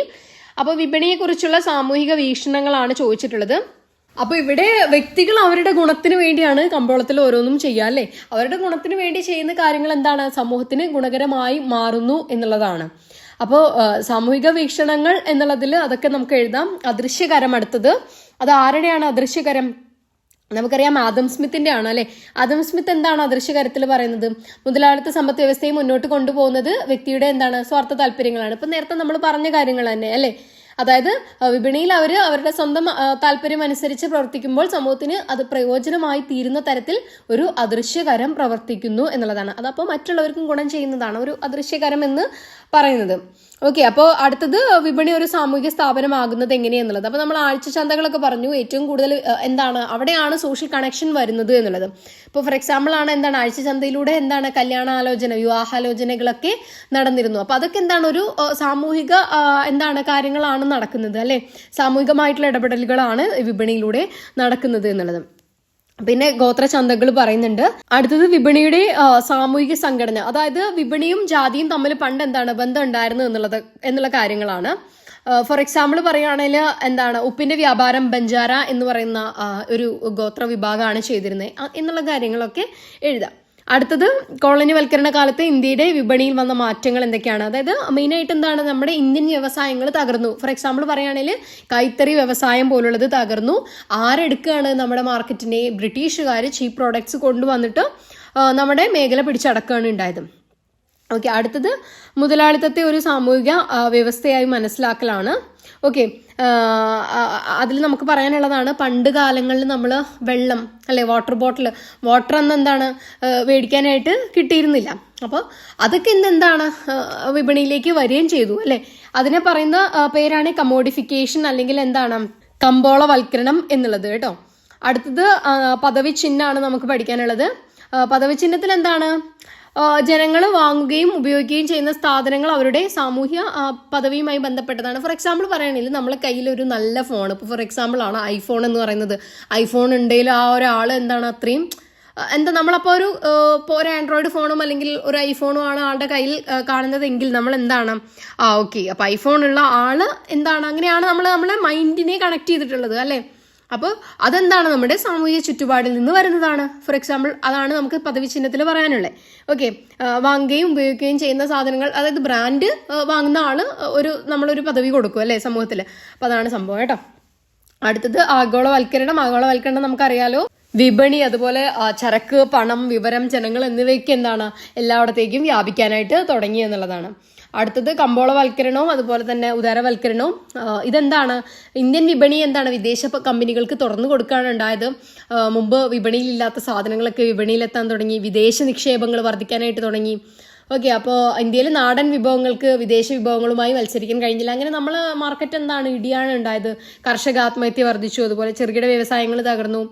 ഓക്കെ, അപ്പോൾ പൊതുമേഖലാ സ്ഥാപനങ്ങൾ തകർന്നു. അപ്പം ഇത്തരം കാര്യങ്ങളൊക്കെ ഇവിടെ നമുക്ക് എഴുതാനായിട്ട് സാധിക്കും. ഇനി മിസ് കുറച്ചും കൂടെ ഒന്ന് സ്പീഡിൽ പറയുന്നുണ്ട്, വീഡിയോയുടെ ലെങ്ത് വളരെ അതിക്രമിക്കുന്നുണ്ട്. ഓക്കെ, അപ്പോൾ ചാപ്റ്റർ 5 ആണ് സാമൂഹിക അസമത്വത്തിൻ്റെയും ബഹിഷ്കരണത്തിൻ്റെയും രീതികളാണ്. ഇവിടെ നമ്മൾ സോഷ്യൽ ഇനീക്വാളിറ്റി, എക്സ്ക്ലൂഷനെ പറ്റിയിട്ടാണ് പഠിക്കുന്നത്. ഓക്കെ, അപ്പോൾ ഈ ഒരു അസമത്വം എന്ന് പറയുന്നത് തുല്യരില്ലാത്ത അവസ്ഥയാണ്. ബഹിഷ്കരണം എന്ന് പറയുന്നത് സമൂഹത്തിൻ്റെ എല്ലാ പ്രവൃത്തിയിൽ നിന്നും അകറ്റി നിർത്തുന്നതാണ് കേട്ടോ. അപ്പോൾ അടുത്തത് സാമൂഹിക ശ്രേണീകരണമാണ്. ഇവിടെ ജനങ്ങളെ എന്താണ് അസമമായ പ്രത്യേകതയുടെ അടിസ്ഥാനത്തിൽ തരംതിരിച്ചിരിക്കുക, പല തട്ടുകളിലായി വേർതിരിക്കുന്നതിനാണ് എന്തെന്ന് പറയാം സാമൂഹിക ശ്രേണീകരണം എന്ന് പറയുന്നത് കേട്ടോ. അടുത്തത് ജാതി വ്യവസ്ഥ, ഒരു വിവേചന സമ്പ്രദായം എന്നുള്ളത്. നമുക്കറിയാലോ ജാതി എന്തിന്റെ അടിസ്ഥാനത്തിൽ തന്നെയാണ്, വിവേചനത്തിന്റെ അടിസ്ഥാനത്തിലാണ്. അവഹേളനം അതുപോലെ എന്താണ് നിഷേധിക്കാൻ കഴിയാത്തതുമാണ് ഈ ഒരു ജാതി വ്യവസ്ഥ എന്ന് പറയുന്നത്. ഓരോ ജാതിയും ഓരോ തൊഴിലുമായി ബന്ധപ്പെട്ടതാണ്. ഓക്കെ, തൊഴിൽ മാറുന്നതൊന്നും അന്ന് എന്താണ് അവകാശം ഉണ്ടായിരുന്നില്ല. ഓക്കെ, സാമൂഹ്യ പദവിയിലും ആരും തുല്യരായിരുന്നില്ല. ബ്രാഹ്മണർക്കായിരുന്നു ഉയർന്ന സ്ഥാനം അല്ലെ, ഉയർന്ന ജാതിക്കാർക്ക് എന്താണ് ഉയർന്ന സാമ്പത്തിക പദവി ഉണ്ടായിരുന്നു. അപ്പൊ അങ്ങനെയുള്ള കാര്യങ്ങൾ കേട്ടോ. അപ്പം അതിൽ വന്ന മാറ്റങ്ങളൊക്കെ നിങ്ങൾ എഴുതണം. അതായത് ഇഷ്ടമുള്ള തൊഴിൽ ചെയ്യാനുള്ള അധികാരം ലഭിച്ചു. അതൊക്കെ എന്തിനു ശേഷമാണ്, വ്യവസായവൽക്കരണത്തിനും നഗരവൽക്കരണത്തിനും ശേഷമാണ്. ഓക്കെ, നിയമങ്ങളുടെ കാഠിന്യമൊക്കെ എന്താണ് കൂടി വരികയാണ് ചെയ്തത്. ജാതിയുടെ നിയമങ്ങൾ എന്താണ്, പണ്ടുണ്ടായിരുന്ന നിയമങ്ങൾ കുറഞ്ഞു. ഓക്കെ, പിന്നെ സാമൂഹ്യ പ്രസ്ഥാനങ്ങളൊക്കെ ഇതിനെന്താണ് വളരെ പങ്ക് വഹിച്ചിട്ടുണ്ട് കേട്ടോ. അടുത്തത് തൊട്ടുകൂടായ്മയാണ്, അൺടച്ചബിലിറ്റി. ആർട്ടിക്കിൾ 17 പഠിച്ചു വെക്കണം. ഓക്കെ, തൊട്ടുകൂടായ്മയുടെ ഘടകങ്ങൾ 3 തരാണ്: ബഹിഷ്കരണം, അവഹേളനവും, വിധേയത്വവും, സാമ്പത്തിക ചൂഷണവും കേട്ടോ. അതൊക്കെ പഠിച്ചു വെക്കാം. കുറച്ച് സ്പീഡിൽ പറയുന്നുണ്ട് കേട്ടോ. ഓക്കെ, അപ്പോൾ മറ്റു പിന്നോക്ക വിഭാഗങ്ങളെ കുറിച്ച് പഠിക്കുന്നുണ്ട് നമ്മൾ. അടുത്തത് എന്താണ്, ജാതി ഗോത്ര വിവേചനങ്ങൾ പരിഹരിക്കുന്നതിനുള്ള സംസ്ഥാനേതര നടപടികൾ എന്തൊക്കെയായിരുന്നു. നമ്മൾ ആ കുറച്ച് വകുപ്പുകളും അതുപോലെ 1935 വന്ന ഗവൺമെന്റ് ഓഫ് ഇന്ത്യ ആക്ട്, 1990 വന്ന മറ്റു പിന്നോക്ക സമുദായങ്ങൾക്കുള്ള പ്രത്യേക പരിപാടികൾ, അതൊക്കെ ഇവിടെ എഴുതണം കേട്ടോ. അടുത്തത് സ്ത്രീത്വത്തിനും അവകാശങ്ങൾക്കും വേണ്ടിയുള്ള പോരാട്ടങ്ങൾ എന്തൊക്കെയായിരുന്നു. ആദ്യം നിർത്തലാക്കിയത് മെയിനായിട്ട് എഴുതണേ. അതുപോലെ തന്നെ ജ്യോതിബ ഫുലെ എന്ത് തുടങ്ങിയത്, സ്കൂൾ തുടങ്ങിയത്. അതുപോലെ തന്നെ താരാബായ് ഷിൻഡെയുടെ സ്ത്രീ പുരുഷ തുലന എന്ന് പറയുന്ന ബുക്ക് എന്താണ്, പുരുഷാധിപത്യത്തിന്റെ ഇരട്ട മുഖം വരച്ചു കാട്ടുന്ന ബുക്കുകളാണ്. അപ്പോൾ അതൊക്കെ നിങ്ങൾ ഇവിടെ പഠിച്ചു വെക്കുക. അടുത്തത് ചാപ്റ്റർ 6 ആണ് സാംസ്കാരിക വൈവിധ്യത്തിന്റെ വെല്ലുവിളികൾ. സാംസ്കാരിക വൈവിധ്യങ്ങൾ. അപ്പൊ നമുക്കറിയാം ഇന്ത്യ എന്ന് പറയുന്നത് എന്താണ്, പലതരത്തിലുള്ള ആളുകൾ, അതുപോലെ മതം, ജാതി, ഭാഷ എന്നിവയൊക്കെ എന്താണ് വ്യത്യാസമായിട്ടുള്ള ഒരു രാജ്യമാണ്. അതുകൊണ്ട് തന്നെയാണ് ഇന്ത്യ ഒരു വൈവിധ്യങ്ങളുടെ നാടാണ് എന്ന് പറയുന്നത്. ഓക്കെ, അപ്പോൾ ഇവിടെ നമുക്ക് എന്താണ് സാമുദായിക സ്വത്വത്തിന്റെ പ്രത്യേകതകൾ എന്താണെന്ന് നോക്കാം. ഓക്കെ, അപ്പോൾ വ്യക്തികൾ അവരുടെ ഭാഷയും സാംസ്കാരിക മൂല്യങ്ങളും പകർന്നു നൽകുന്നത് ആരാണ്, സമുദായമാണ് അല്ലെ. ഇതിന്റെ അടിസ്ഥാനത്തിലാണ് വ്യക്തി വളരുന്നത് അല്ലെ. ഇതെന്താണ് ജനനത്തിന്റെ അടിസ്ഥാനത്തിൽ നമുക്ക് കിട്ടുന്നതാണ്, ചുമത്തപ്പെട്ടതാണ്, അല്ലാണ്ട് നമ്മൾ നേടിയെടുക്കുന്നതല്ല, ചുമത്തപ്പെട്ടതാണ്. അപ്പൊ ഒരു സമുദായത്തിലുള്ള വ്യക്തിയുടെ ജനനം യാദൃശികമാണ്, ഇത് സാർവത്രികമാണ്. എല്ലായിടത്തും ഇങ്ങനെ തന്നെയാണ്. ഒരു വ്യക്തി ജനിച്ച് അതിന് ഒരു ഐഡന്റിറ്റി കിട്ടുക ആളുടെ ഒരു സമുദായത്തിൽ നിന്ന് തന്നെയാണ്. അപ്പൊ അതിന് വളരെ പ്രാധാന്യമുണ്ട് എന്നുള്ളതാണ് കേട്ടോ. അടുത്തത് സ്വാംശീകരണ നയങ്ങളും ഉദ്ഗ്രന്ഥന നയങ്ങളും. ഈ രണ്ടും സ്വത്വത്തെ അടിസ്ഥാനമാക്കി പറയുന്ന 2 നയങ്ങളാണ് കേട്ടോ. അടുത്തത് ഇന്ത്യയിലെ പ്രാദേശികവാദം. ഇവിടെ പ്രാദേശികവാദത്തിൽ എന്താണ്, നമ്മുടെ ഇന്ത്യയിൽ എന്താണ് വ്യത്യാസമാണ്, വൈവിധ്യമാണ്, നമ്മളെല്ലാം പറഞ്ഞു അല്ലെ. അപ്പൊ ഈ വൈവിധ്യങ്ങളുള്ള ഈ ഒരു ഇന്ത്യയിൽ എന്താണ്, നമ്മൾ പൊളിറ്റിക്കൽ സയൻസിൽ പഠിക്കുന്നുണ്ട് റീജിയണലിസം എന്താണ് എന്നുള്ളത്, പ്രാദേശികവാദം എന്താണ് എന്നുള്ളത്. അപ്പോൾ പണ്ട് നമ്മൾ ആന്ധ്ര സ്റ്റേറ്റ് എങ്ങനെ രൂപീകരിച്ച് ഭാഷാടിസ്ഥാനത്തിൽ അവർക്കൊരു സ്റ്റേറ്റ് വേണമെന്ന് പറയുകയാണ് ഉണ്ടായത്. അപ്പോൾ ആദ്യം എന്താണ് ഇത് എന്തിനു കാരണമാവും, അതായത് പ്രാദേശികവാദം വളർത്താനുള്ളതിന് കാരണമാവും. അപ്പൊ ഇന്ത്യ എന്നുള്ള രാജ്യം എന്താണ് ഭിന്നിച്ചു പോവോ എന്നുള്ളത് പേടിച്ചിട്ടുണ്ടായിരുന്നു ആദ്യം. പക്ഷേ അത് പിന്നീട് എന്താണ്, അത് നല്ലതിനാണ് എന്ന് മനസ്സിലാക്കിക്കൊണ്ട് പിന്നീട് എന്താണ് ഭാഷാടിസ്ഥാനത്തിൽ സംസ്ഥാനം രൂപീകരിക്കുകയാണ് ഉണ്ടായത്. ഓക്കെ, അപ്പോൾ അത് നമ്മളൊന്ന് പഠിച്ചു വെക്കണം, അത്രയും ഇമ്പോർട്ടൻ്റ് അല്ല കേട്ടോ. അടുത്തത് വർഗീയതയും മതനിരപേക്ഷതയും എന്താണ് എന്നുള്ളത്. വർഗീയത നമുക്കറിയാം, ഇത് വൺ വേർഡ് ആയിട്ട് വരുന്നതാണ്. മതസ്വത്വത്തെ അടിസ്ഥാനമാക്കിയുള്ള ആക്രമണോത്സുകമായ സങ്കുചിതമാണ് എന്ത്, വർഗീയത എന്ന് പറയുന്നത്. ഓക്കെ, അപ്പൊ അടുത്തത് മതനിരപേക്ഷത എന്താണ്, ഇത് വർഗീയതയുടെ ശരിക്കും വിപരീതമാണ് എന്ത്, മതനിരപേക്ഷത എന്ന് പറയുന്നത്. ഓക്കെ, ഒരു രാജ്യത്തിന് പ്രത്യേക മതമില്ലാത്ത അവസ്ഥയാണ്. അടുത്തത് രാഷ്ട്രവും പൗരസമൂഹവും. അപ്പോൾ പൗരസമൂഹം എന്ന് പറയുന്നത് കുടുംബത്തിനും രാഷ്ട്രത്തിനും പുറത്തുള്ള ഒരു മണ്ഡലമാണ്, പൊതുമണ്ഡലമാണ് പൗരസമൂഹം എന്ന് പറയുന്നത് കേട്ടോ. അതുപോലെ തന്നെ ലാഭം പ്രതീക്ഷിച്ച് പ്രവർത്തിക്കുന്നതല്ല. ഫോർ എക്സാമ്പിൾ പറയുകയാണെങ്കിൽ തൊഴിലാളി സംഘടനകൾ, മാധ്യമ സ്ഥാപനങ്ങൾ, ഇതെന്താണ് ഗവൺമെന്റ് ഇതര സംഘടനകളായിരിക്കും. ഓക്കെ, 1970-കളിൽ നിരവധി പൗരസമൂഹങ്ങൾ ഉയർന്നു വന്നിട്ടുണ്ട്. ഓക്കെ, അപ്പോൾ അടുത്തത് വിവരാവകാശ നിയമം എന്താണ് എന്നുള്ളത്. റൈറ്റ് ടു ഇൻഫർമേഷൻ ആക്ട് 2005 പാസ്സാക്കിയത്. അതായത് നിയമപ്രകാരം ആർക്കു വേണമെങ്കിലും ഒരു പൊതു അധികാരിയിൽ നിന്ന് എന്താണ് വിവരങ്ങൾ തേടാം എന്നുള്ളത്. അതിന് 30 ദിവസത്തിനുള്ളിൽ മറുപടി കൊടുക്കണം. അപ്പൊ അത് ചിലപ്പോൾ ചെറിയ മാർക്കിന് വരാനുള്ള സാധ്യതയുണ്ട്. ഓക്കെ, അതുകൊണ്ട് പറഞ്ഞതാണ് കേട്ടോ, നമ്മളെ പോർഷനിൽ വരുന്നുണ്ട്. ഓക്കെ, അടുത്തത് നമുക്ക് സ്ട്രക്ചറൽ ചേഞ്ച്, ഘടനാപരമായ മാറ്റം എന്നുള്ള പാഠഭാഗമാണ്. അപ്പൊ നമ്മുടെ സമൂഹത്തിൽ ഘടനയിൽ വന്നിട്ടുള്ള മാറ്റങ്ങളാണ് ഇവിടെ നമ്മൾ പഠിക്കുന്നത്. സമൂഹത്തിന്റെ ഘടനയിൽ വന്നിട്ടുള്ള മാറ്റങ്ങളാണ്, അതായത് പ്രവർത്തനത്തിൽ വന്നിട്ടുള്ള മാറ്റം. നോക്കാം നമുക്ക്. സാമൂഹിക മാറ്റം എന്താണ്? സാമൂഹ്യ ബന്ധങ്ങളിലുള്ള മാറ്റാവാം, ഘടനയിലുള്ള മാറ്റാവാം, സ്ഥാപനങ്ങളിലുള്ള മാറ്റാവാം, അല്ലെങ്കിൽ സാമൂഹ്യ ആചാരങ്ങളിലുള്ള മാറ്റാവാം. അതിന്റെ മെയിൻ ആയിട്ടുള്ള കാരണം എന്താണ്? ഒന്നാമത്തെ മാറ്റം നമുക്ക് കോളനിവൽക്കരണം പറയാം അല്ലെ. ഈ കോളനിവൽക്കരണത്തിലാണ് എന്ത് വരുന്നത്? മുതലാളിത്തം വരുന്നത് അല്ലെ. അത് കഴിഞ്ഞ് വരുന്നതാണ് നഗരവൽക്കരണവും വ്യവസായവൽക്കരണവും. ഓക്കെ, അപ്പൊ ഇവിടെയൊക്കെ എന്തൊക്കെ മാറ്റങ്ങളാണ് ഉണ്ടായത് എന്നാണ് നമുക്ക് ഈ പാഠഭാഗത്തിൽ പഠിക്കാനുള്ളത്. ഇനി അപവ്യവസായവൽക്കരണം എന്താണ്? അതായത് വ്യവസായവൽക്കരണം വന്നപ്പോൾ എന്താണ് കൂടുതലായിട്ട് വർദ്ധിച്ചു വന്നത്? അതായത് ബ്രിട്ടീഷുകാരാണെന്നോ അല്ലെ, അവരുടെ വ്യവസായങ്ങൾ കൂടി വരികയും നമ്മുടെ ഇന്ത്യൻ കൈത്തറി പോലുള്ള വ്യവസായങ്ങൾ തകരുകയും ചെയ്തു. അതായത് ചെറുകിട വ്യവസായങ്ങൾ തകരുകയും ചെയ്തു. അതിനെ പറയുന്ന പേരാണ് അപവ്യവസായവൽക്കരണം. ഓക്കെ, സ്വതന്ത്ര ഇന്ത്യയിലെ വ്യവസായവൽക്കരണം എങ്ങനെയാണ്, നഗരവൽക്കരണം എങ്ങനെയാണ്, അതുപോലെ തന്നെ ദേശീയ ആസൂത്രണ കമ്മീഷൻ. ഓക്കെ, അപ്പൊ 1950 വന്നത് ദേശീയ ആസൂത്രണ കമ്മീഷൻ. ഇപ്പൊ ഏത് പേരിലാണ് അറിയപ്പെടുന്നത്? നീതി ആയോഗ് എന്നുള്ള പേരിലാണ് അറിയപ്പെടുന്നത് കേട്ടോ. അപ്പൊ ഇത്തരം കാര്യങ്ങളാണ് മിസ് സിമ്പിൾ ആക്കിയിട്ട് പറയാണ്. ഓക്കെ, അപ്പോൾ അടുത്തത് നോക്കാം നമുക്ക്. ചാപ്റ്റർ 9 ആണ് കൾച്ചറൽ ചേഞ്ച്, സാംസ്കാരിക മാറ്റം. ഇനി സമൂഹത്തിന്റെ സംസ്കാരത്തിൽ വന്നിട്ടുള്ള മാറ്റങ്ങളാണ് പറയുന്നത്. ഓക്കെ, അപ്പോൾ ഒന്നാമതായിട്ട് നമുക്ക് എന്താണ് പറയാനുള്ളത്? സാമൂഹിക പരിഷ്കരണ പ്രസ്ഥാനങ്ങൾ വഴി എന്താണ് നമ്മുടെ സംസ്കാരം ഒരുപാട് മാറിയിട്ടുണ്ട്. പണ്ട് സതി പോലുള്ള ആചാരങ്ങൾ ഉണ്ടായിരുന്നു, ശൈശവ വിവാഹം ഉണ്ടായിരുന്നു, വിധവ വിവാഹ നിരോധനം ഉണ്ടായിരുന്നു, ജാതി വിവേചനം ഉണ്ടായിരുന്നു, തൊട്ടുകൂടായ്മ, അതുപോലെ സ്ത്രീ വിരുദ്ധത. ഇതൊക്കെ നമ്മുടെ സംസ്കാരത്തിൽ വന്നിട്ടുള്ള മാറ്റങ്ങളാ അല്ലേ.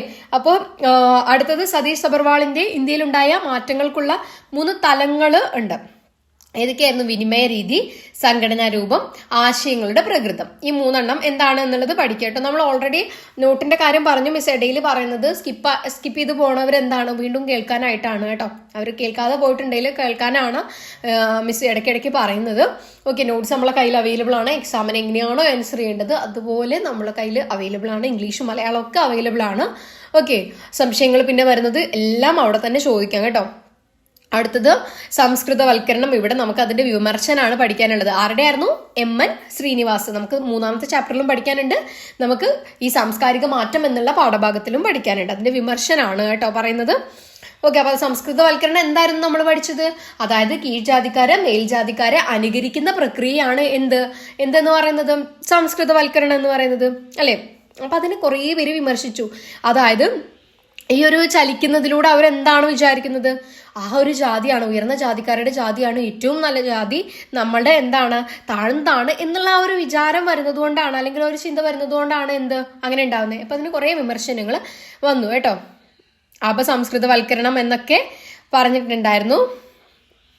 അതായത് അവരുടെ ജാതിയുടെ സവിശേഷത അവർ മനസ്സിലാക്കാതെ മറ്റു ജാതിയിലേക്ക് പോകുന്നതാണ് അല്ലെ. അപ്പൊ അടുത്തത് പാശ്ചാത്യവൽക്കരണവും ആധുനികവൽക്കരണവും. പാശ്ചാത്യവൽക്കരണം എന്താണ് നമുക്കറിയാം. ഒന്നാമതായിട്ട് പാശ്ചാത്യവൽക്കരണത്തിൽ എന്താ പറയുന്നത്? പാശ്ചാത്യ ജീവിത രീതികളെ അനുകരിക്കുന്ന പ്രക്രിയയാണ് എന്തെന്ന് പറയുന്നത്? പാശ്ചാത്യവൽക്കരണം. ഓക്കെ, അപ്പൊ ഇതെന്തിന് കാരണമാവും? ഇന്ത്യൻ സംസ്കാരങ്ങൾ തകരാനുള്ള കാരണമാവും അല്ലെ? അപ്പോൾ അടുത്തത് ആധുനികവൽക്കരണമാണ്. ആധുനികവൽക്കരണം എന്താണ്? സാങ്കേതിക വിദ്യയിലെയും ഉൽപാദന പ്രക്രിയയിലെയും പുരോഗതിയാണ് ഇത് പറയുന്നത് കേട്ടോ. മോഡേണൈസേഷൻ ആണ്. മോഡേണൈസേഷൻ. ഓക്കെ, ആധുനികവൽക്കരിക്കുകയാണ്. ഓക്കെ, അപ്പോൾ പരമ്പരാഗത സമൂഹത്തിൽ നിന്നും പരിഷ്കൃത സമൂഹത്തിലേക്കുള്ള മാറ്റത്തെയാണ് ഈ പദം സൂചിപ്പിക്കുന്നത് കേട്ടോ.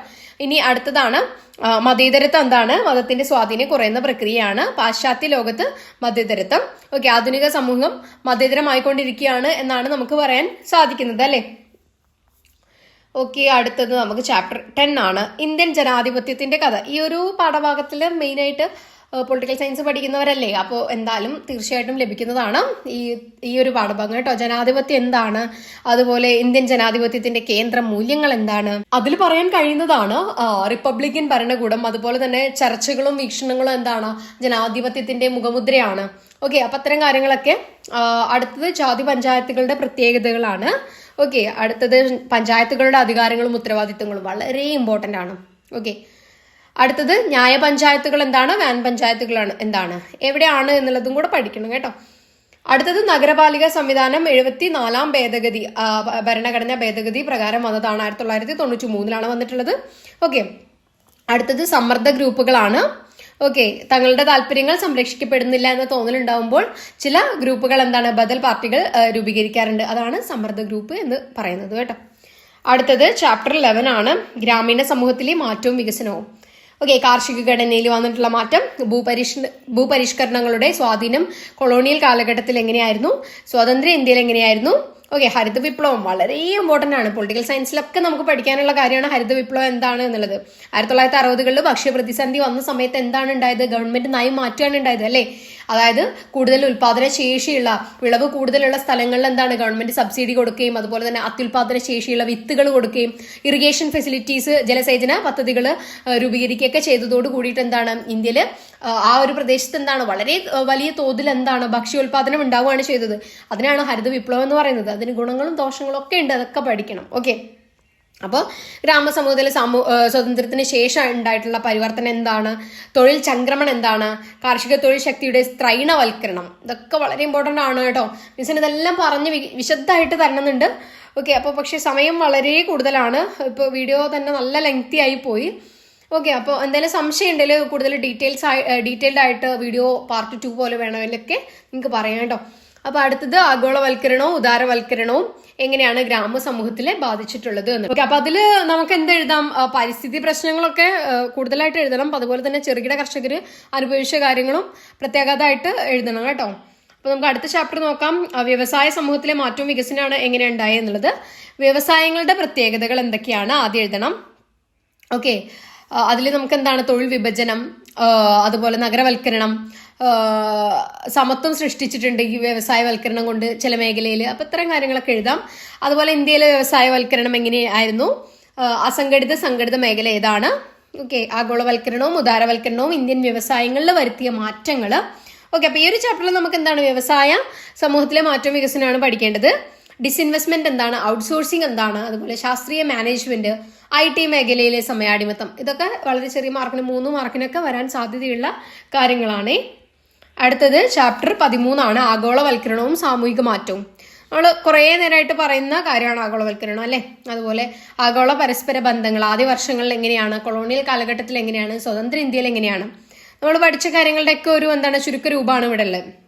ആഗോളവൽക്കരണത്തിന്റെ വ്യത്യസ്ത മാനങ്ങൾ, അത് പുതുതായിട്ടാണെങ്കിലും നമ്മൾ പഠിച്ച കാര്യങ്ങളാണ് കേട്ടോ. പിന്നെ ആഗോളവൽക്കരണവും തൊഴിലും. അടുത്തത് എന്താണ്? ആഗോളവൽക്കരണവും രാഷ്ട്രീയ മാറ്റങ്ങളും, ആഗോളവൽക്കരണവും സാംസ്കാരിക മാറ്റങ്ങളും. പിന്നെ ഗ്ലോക്കലൈസേഷൻ എന്താണ്, അതുപോലെ ആഗോളവൽക്കരണവും ഉപഭോഗ സംസ്കാരവും. ഇതൊക്കെ എന്താണ് പഠിക്കണം. ചെറിയ ചെറിയ കാര്യങ്ങളേ ഉള്ളൂ, സിമ്പിൾ കാര്യങ്ങളാണ്. അപ്പോൾ വളരെ എളുപ്പത്തിൽ പഠിക്കാം. നോട്ട്സ് വേണമെങ്കിലും മിസ്സിന് മെസ്സേജ് ചെയ്യാം. ഓക്കെ, അപ്പൊ അടുത്ത ചാപ്റ്ററാണ് ബഹുജന മാധ്യമങ്ങളും ആശയവിനിമയങ്ങളും. അപ്പോൾ ആധുനിക ബഹുജന മാധ്യമത്തിന്റെ ആരംഭം. ബഹുജന മാധ്യമം എന്താണ് എന്നറിയാലോ. എന്താണ്? കൂടുതൽ ആളുകൾ കാണുന്ന മാധ്യമത്തെയാണ് നമ്മൾ ബഹുജന മാധ്യമം എന്ന് പറയുന്നത്. ഓക്കെ ആണല്ലോ. ഇപ്പൊ യൂട്യൂബ് നമുക്കൊരു ബഹുജന മാധ്യമമാണെന്ന് പറയാം. ഓക്കെ, അടുത്തത് കൊളോണിയൽ ഇന്ത്യയിലെ ബഹുജന മാധ്യമം എങ്ങനെയാണ്, സ്വതന്ത്ര ഇന്ത്യയിലെ ബഹുജന മാധ്യമങ്ങൾ എങ്ങനെയാണ്, ആഗോളവൽക്കരണത്തിന് ശേഷം മാധ്യമങ്ങൾ എങ്ങനെയാണ്, ഇത്തരം കാര്യങ്ങളാണ് ഇവിടെ പഠിക്കാനുള്ളത്. ഓക്കെ, അടുത്തത് സാമൂഹിക പ്രസ്ഥാനങ്ങളാണ്. ഓക്കെ, അതിന്റെ സവിശേഷത, പ്രവർത്തന രീതി, അതുപോലെ സാമൂഹ്യ മാറ്റവും സാമൂഹ്യ പ്രസ്ഥാനങ്ങളും പഠിക്കാനുണ്ട്. സാമൂഹ്യ പ്രസ്ഥാന സിദ്ധാന്തങ്ങൾ അത് ഇമ്പോർട്ടൻ്റ് ആണ്. അതുപോലെ വിവിധ തരം സാമൂഹ്യ പ്രസ്ഥാനങ്ങൾ, ഇത് രണ്ടും വളരെ ഇമ്പോർട്ടൻ്റ് ആണ്. അടുത്തത് പഴയ സാമൂഹ്യ പ്രസ്ഥാനവും പുതിയ സാമൂഹ്യ പ്രസ്ഥാനവും, അതിനുശേഷം ഇന്ത്യയിലെ സാമൂഹ്യ പ്രസ്ഥാനങ്ങൾ ഏതൊക്കെയാണ് എന്നുള്ളത്, അതായത് കർഷക പ്രസ്ഥാനങ്ങൾ, ജാതി അടിസ്ഥിത പ്രസ്ഥാനങ്ങൾ, അപ്പോൾ ഇതെല്ലാം പഠിക്കാനുണ്ട്. ഓക്കെ, അപ്പോൾ ഇത്രയാണ് നമുക്ക് ഈ ഒരു തുല്യത എക്സാമിന് പഠിക്കാനുള്ളത്. ഓക്കെ, അപ്പോൾ വളരെ എളുപ്പത്തിൽ പഠിക്കാൻ പറ്റുന്ന കാര്യങ്ങളാണ് സോഷ്യോളജി എന്ന് പറയുന്നത്. ഓക്കെ, അപ്പോൾ നമുക്ക് കുറച്ച് പേര് മെസ്സേജ് അയച്ചിട്ടുണ്ടായിരുന്നു ടഫായിട്ടുള്ളത് ഇക്കണോമിക്സ് ആണ് എന്നുള്ളത്. അപ്പോൾ നമ്മൾ എന്തായാലും എല്ലാ വീഡിയോസും ചെയ്യുന്നുണ്ട്. ഓക്കെ, അപ്പോൾ സബ്സ്ക്രൈബ് ചെയ്യാത്തവരാണെങ്കിലും ഒന്ന് സബ്സ്ക്രൈബ് ചെയ്തിടുക കേട്ടോ. അപ്പോൾ ഇനി എന്തെങ്കിലും സംശയങ്ങൾ ഉണ്ടെങ്കിൽ കമന്റ് ബോക്സിലൂടെ ചോദിക്കാം, നോട്ട്സ് വേണമെങ്കിലും മെസ്സേജ് ചെയ്യാം. ഓക്കെ, അപ്പോൾ എന്തായാലും നന്നായിട്ട് പഠിക്കാനായിട്ട് സാധിക്കട്ടെ, നന്നായിട്ട് എക്സാം എഴുതാനായിട്ട് സാധിക്കട്ടെ. ഓക്കെ, അപ്പോൾ all the best. Thank you.